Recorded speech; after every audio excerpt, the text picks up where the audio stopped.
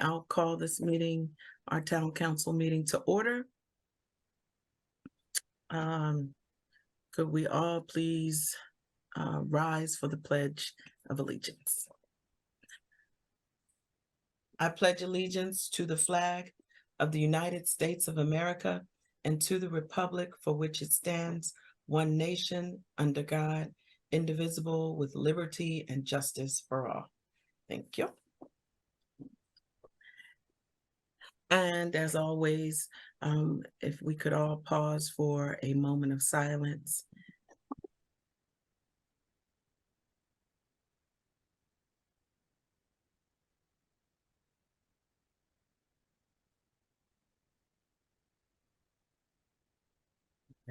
Thank you all.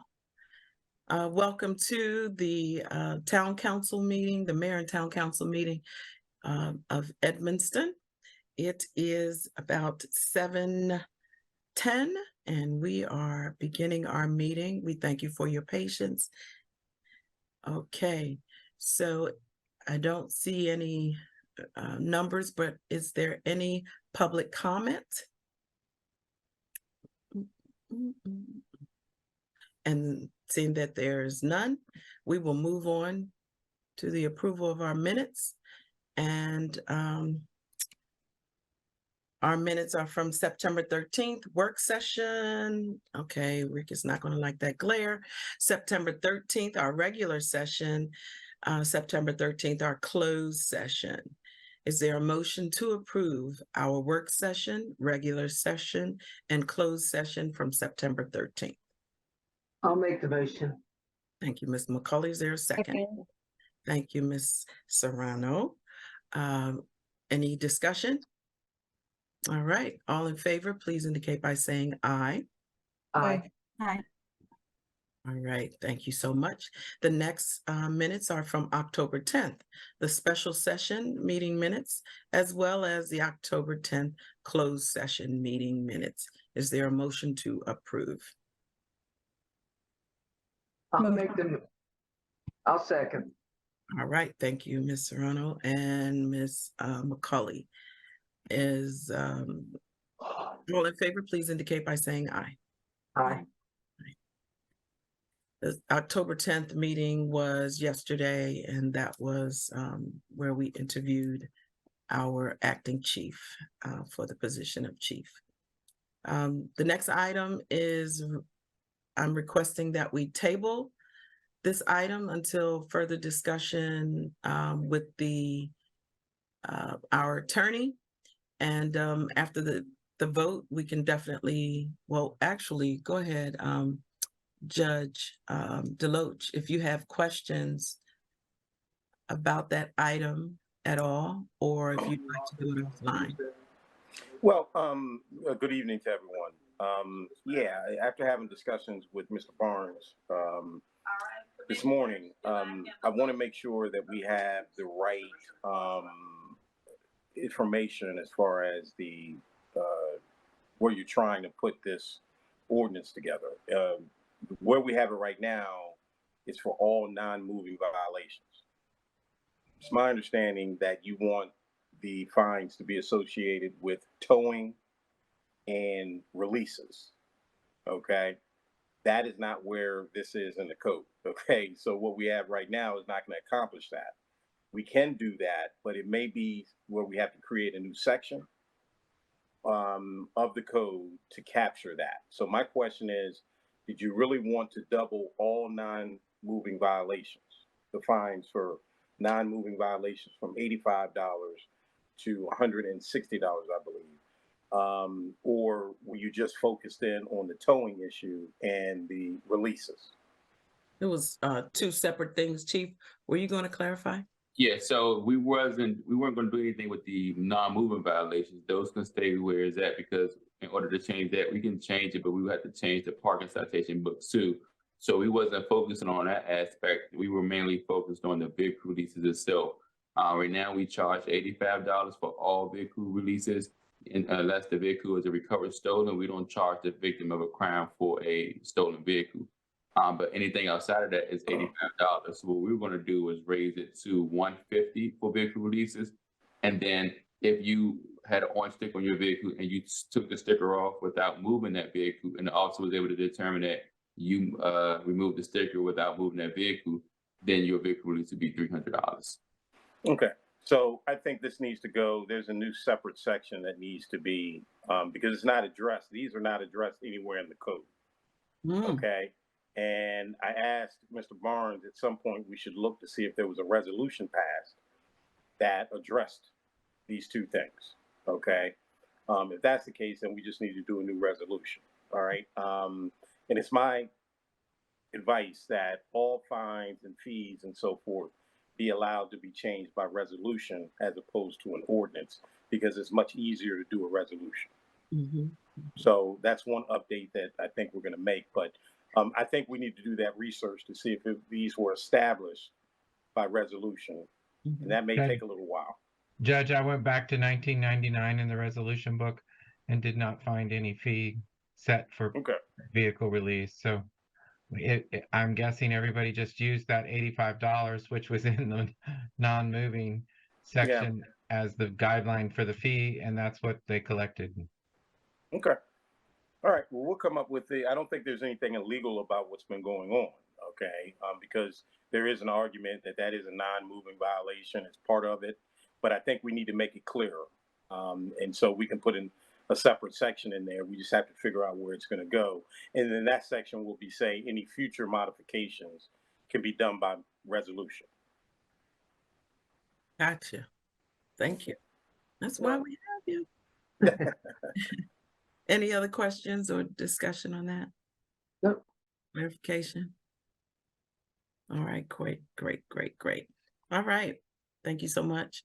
And so I'll ask for a motion to table the approval of ordinance 2023-OR-05. I'll make the motion. Thank you, Ms. McCauley. And Thank you, Ms. Serrano. All in favor, please indicate by saying aye. Aye. Fantastic. I, All right, great. So we move on to the consideration of the final approval of ordinance 2023-OR-0606, raising the business license rate from $250 to $300 with a $50 annual increase to a maximum of $600 per fiscal year 2024, our annual budget. Is there any discussion on that? Mr. Barnes, any clarification? Chief, any clarification on that? For our residents that weren't on, No, ma'am, this is just typically the annual business license that our businesses, 126 of them pay here in Edmonston, hasn't been raised in at least 10 years, the rate. And so this is keeping up with that inflation and then building in the factor that it will continue to raise over the next 5 years till it gets to that total. thank you for that description. I greatly appreciate that. Is there a motion to approve? Ordinance I'll 2020. make a motion. Thank you so much. Is there a second? second, Any further discussion? If not, all in favor, please indicate by saying aye. Aye. I, Any opposed? Nope. All right, motion passes. Let's move on to the consideration of a proclamation declaring November 1st as Extra Mile Day in Edmonston. I'll accept a motion. I'll make the motion. All right, Ms. Second. McCauley. Was that Ms. Serrano? yes, All righty, thank you so much. Any discussion on that? If not, all in favor, please indicate by saying aye. Aye. I, All right. That motion passes. The next item is the consideration of the mayor's recommendation of acting Chief Eric Beal as the town's police chief, the town of Edmonston's police chief. Is there a motion to approve my recommendation? I make the motion with great pride that we have Eric as our new chief. All I right. second, Yes. Is there a third? I third. Thank you. All right. If hearing that, all in favor, please indicate by saying yay. Aye. Aye. Aye. Well, you could say yay. That's the other thing, nay or yay. Yes, indeed. Motion passes. Congratulations, Chief Bill. Thank you. Thank you all. Councilman. Thank you, Chief Bill. Fantastic. The next, all right. Then we have our police department report from Chief. There you go. What a great Thank meeting. you. Thank you. So I'm gonna start off with the code officer, what is it? Activity report. I'm sorry, was the month of September. It was pretty It was busy. excitement. Go It ahead. was. I had to catch myself. So she was pretty busy for the month of September. She issued 24 municipal infractions, 24 violation warning letters. She's also conducted 1 rental license inspection. She issued 12 parking citations and 24 code violation follow-ups. Just looking at some of her notes, she's been dealing with a couple of things through the town as far as illegal dumping. So we got some cameras we're gonna put up to try to rectify that situation. She has also started to work 1 Saturday a week. So if you guys have any issues that you think need to be addressed on a Saturday, let me know so I can forward it to her, or you can forward it to her in her email. Any questions for the code report or code enforcement? All right, so for police side, patrol wise, we're doing good. We got 0 crime for homicide, forcible rape, any assaults. We actually recovered 5 stolen vehicles. We had 6 of them stolen or reported stolen in town, but we recovered 5 of them here in town. We had 0 theft from autos, and theft from autos are a thing that's going countywide throughout DC, Montgomery County, and we had 0. I think the officers, when they do their high intensity patrol, what we did was we came up with a game plan. We split the town into 2. So each officer is assigned 1 ward, and they focus on that ward. And what happens is anything that changes, anything that they see that piques their interest, they investigate it. And then I need to get a detailed report, not even a detailed report, but a heads up on any new suspicious activity, any suspicious vehicles. So I think by doing that, it allows the community to get to know 1 officer at a time versus me swamping in with different officers every time. It's like a community liaison type of officer. So since I've been doing that, we've been having a good turnout. I did take in consideration what the resident from 47th Avenue had about not seeing the police. So now the police officers, they got to do a mandatory 30 minutes throughout their shift, sit there, make sure there's nothing going on with their high-vis lights on. Same thing with Sunoco. Sunoco, we were getting a lot of complaints about the drunks coming in the morning. So what we did was I changed the schedule. And so 7 a.m., they hit the bus stops and then they hit the Sunoco to clear that parking lot out. So we're going to try that for the next 30 days, see how that works out, and go from there. The red light camera is picking up in revenue. We got $4,465 for the month of September. Any questions about that report? Have we received, so it picked up 4,000. So is that what we're looking at receiving, or is it after the violations have been inspected? So that's after the violations have been approved and ultimate takes their cut. That's what we've been receiving. Normally it's roughly hitting about 1,100 to 1,200 every week. That's just for the red light camera. Speed camera, we still haven't seen any revenue in that aspect. We only got, I think, $120 last time. And that's because after we put it in place, it goes by the time limit when people actually pay. So we can approve, we've approved almost 4,000 citations, but it also works off of if 4,000 people are going to actually pay those citations on time or if they pay them at all. And that's what we got to work our budget out with, me and Ra, is when do we expect people, or a high percentage of people, to make those payments for those citations. So do we have in place, I don't know who actually does it, if it's the municipality or if it's county or what, where the administrative fees, or no, we can double it if it's not paid. by a So certain time, correct? we can't double it. The only thing we can do, if they don't pay it, the NBA attaches the flagging fee. And then we can also get a third party collective, what is it called? Yeah, collecting agency to go after the funds that wasn't paid in a timely manner. Hyattsville doubled my fee. I'm gonna have to check with them on that. Yeah. So for me talking to other departments, they normally, when people don't pay their taxation here, they never double. It always comes with that flagging fee, and it's that fine of $40 is what they pay us or pay for the citation, and then they have to go to the NBA and pay that $75 flagging fee. Yeah. I don't know how Hyattsville tickets double. But then also, if there's no other questions about the speed camera, let me know. No, I'm good. Mhm. So in other news, we got Trunk or Treat coming up October 27th. We're gonna start it at 5 p.m. and it'll be over with hopefully by 8 if the weather works with us. We're gonna have the 360 camera there again, along with some other ideas. Each police car is gonna be decorated with its own theme. Fountain Park actually donated us, I believe it's 3,000, 6,000 pieces of candy. So what I wanted to do for them is to give them a police car so they can decorate themselves. So that way they can feel more part of the Edmonston family. So I reached out to them. They said that they're ordering the pieces of candy, and I'm going to donate them a car for just that event for that night. We are updating. We're in the time frame right now. I talked to the body camera company Exxon. We're due for upgraded equipment for free. So I'll be updating our body camera for every officer, including myself, as well as the docking station. The new body cameras, the battery lasts longer. It gives you a more wider view when you're looking at the videos.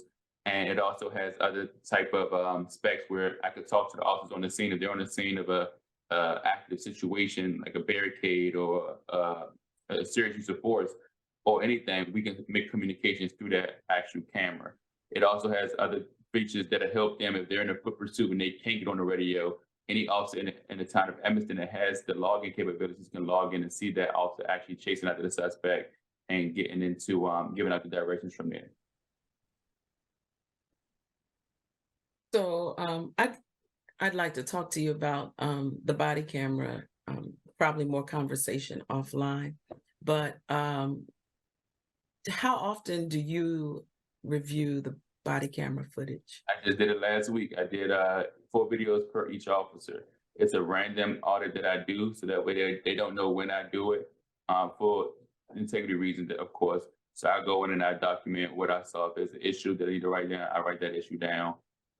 If I didn't observe any issues, I write no issues observed, and we continue to move to the next video. Very good, very good. And you said if you see an issue, what happens? I document the issue that I saw, and if it's something that I need to address right then and there, then I'll call the officer back and we'll have a one-on-one. If it's something that I think is a training issue, then I will have a training function with all the officers, so that officer won't feel like I'm targeting them out. It's just to help them out and say, hey, this is a team effort. We're all going to work on this issue together. Very good, very good. Does our compliance officer, does she have a camera? Yes. Yeah. Yes, and hers get audited as well. Does she also have a vest? When I first started here as compliance, it was some issue with her, well, not even her, but having an inspector wear a vest. And I think that's the reason why Bladensburg Code Enforcement Officer doesn't wear a vest. I don't know if it's a particular law that prohibits you from doing it or what. So I was going to do some research and try to see what the issue was with that, because I would prefer her to have a vest. Yeah, I think we've had 2 that had vests, and then the others didn't. For that reason of safety. Last on the list, the town of Edmonston Police Department assisted District Heights for their mental health forum. They requested our virtual reality simulator, and they also showed off their new youth division building. So a part of what we did was we set up our VR simulator down in District Heights in the building, and they had some of the elected officials, some councilmen from the county come through. State Attorney Brayboy was there, Sheriff Carr was there. They didn't partake in the VR, but they actually came and toured the building.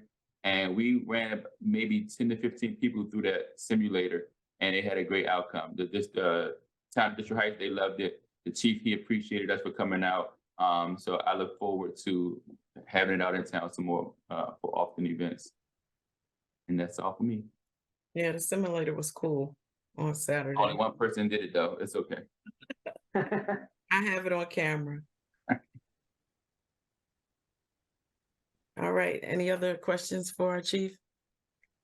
Nope. If not, our town administrator. Sarah does. Oh, Sarah, I'm sorry. No, I just wanted to tell folks that the chief was so great in scheduling me some time to sit down and go over some of the new police SOPs relative to a variety of things concerning use of force. And we had a really good conversation. I was there for like an hour and a half, and I'm just very grateful for the time that he spent with me and explaining some things and being open to some of the feedback that I had on a few of the policies. So I know there were some things, Chief, that you were going to take to our town attorney to take a look over, and a couple of things to send back to, what is the name of the company?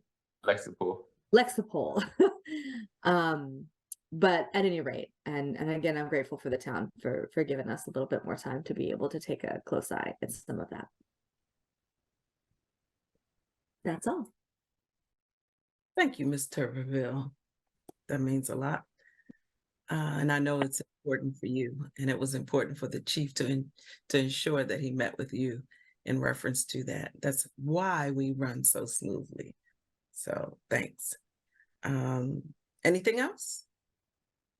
No, fantastic. Mr. Barnes?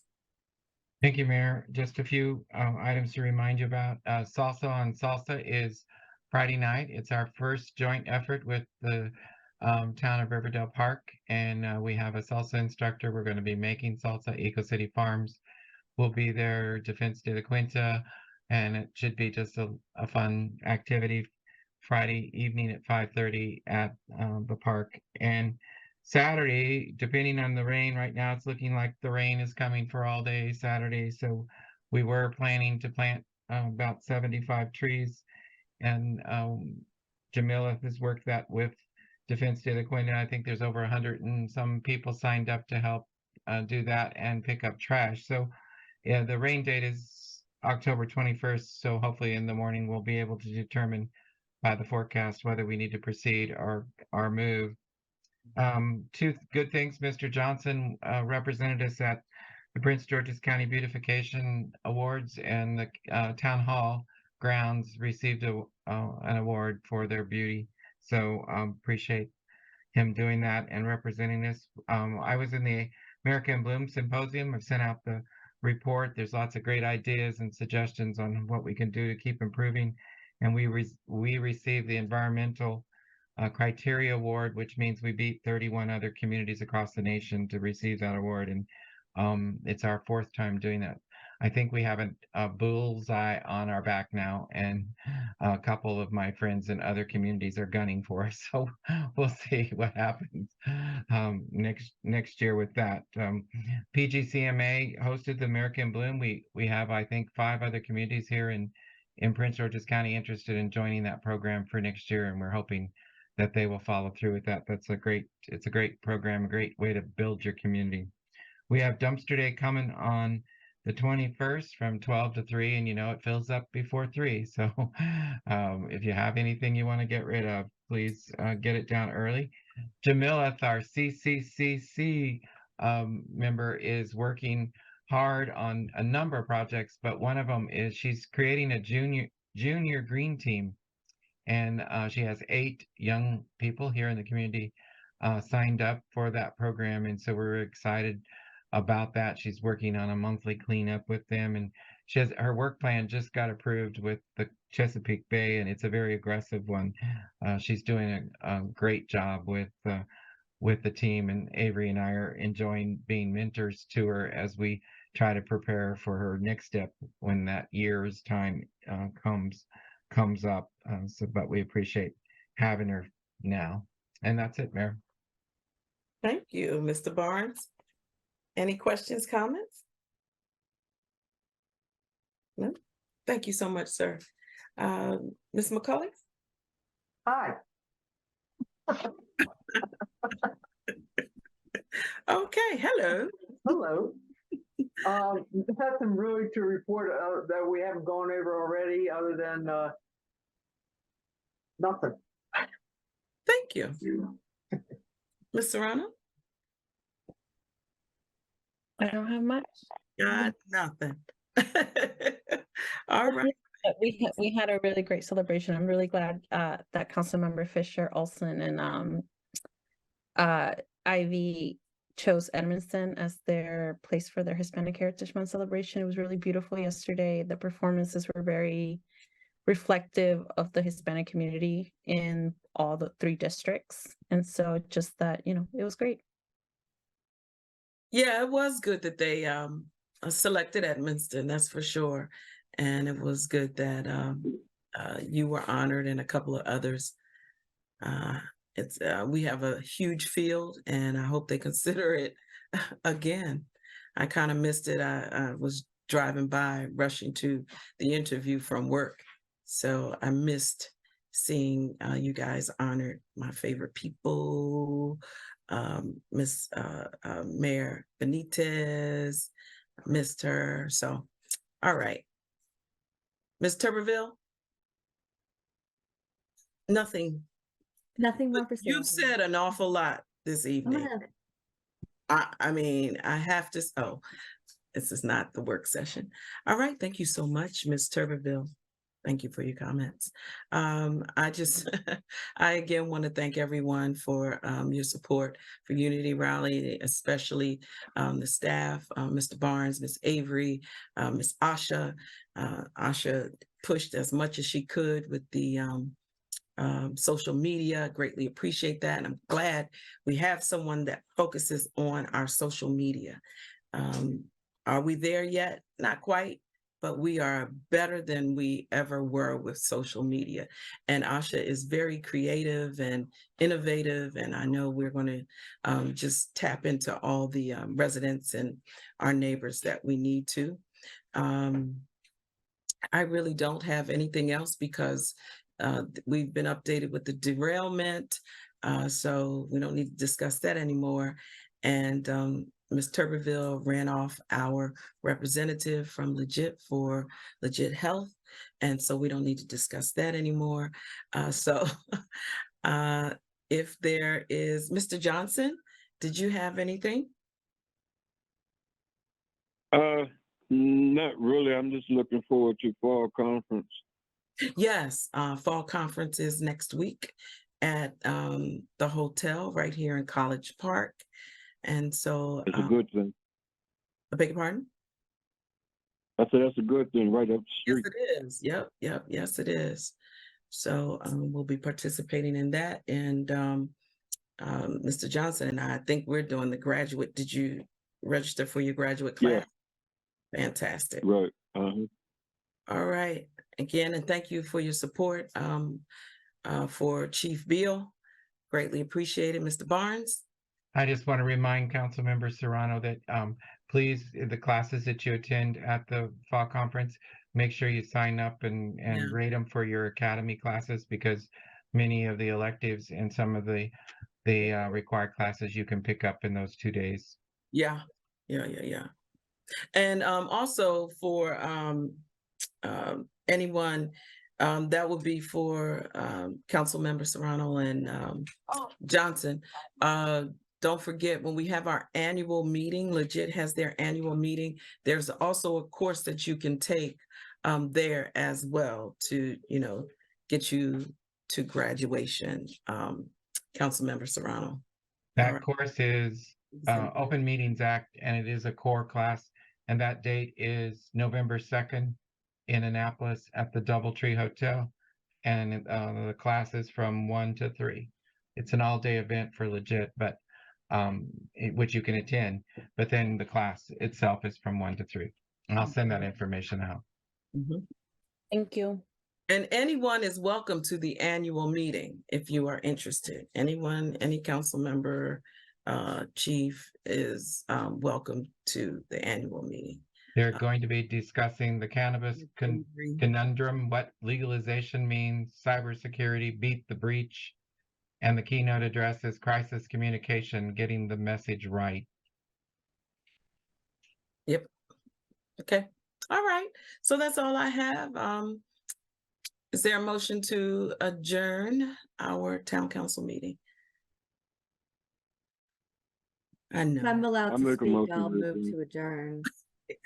Well, thank you so much, Mr. Johnson and Ms. Turbeville. Mr. Johnson made the motion, Ms. Turbeville second. All in favor, please indicate by saying aye. Aye. Aye. And I know I just adjourned the meeting, but I failed to ask our attorney if there was anything that he had for us.